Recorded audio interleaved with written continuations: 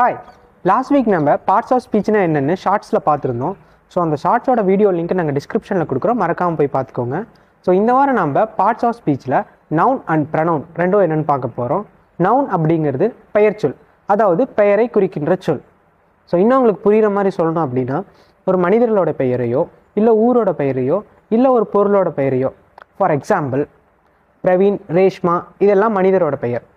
சென்னை, கோயம்புத்தூர் இதெல்லாம் ஒரு ஊரோட பெயர்.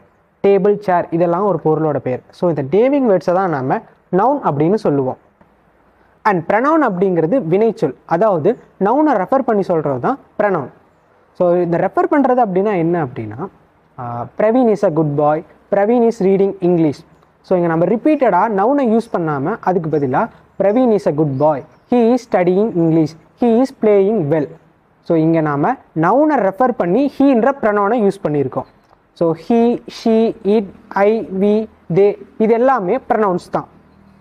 ஸோ இப்போ உங்களுக்கு நவுன் அண்ட் ப்ரனவுன்னா என்னென்னு கிளியராக புரிஞ்சிருக்கும்.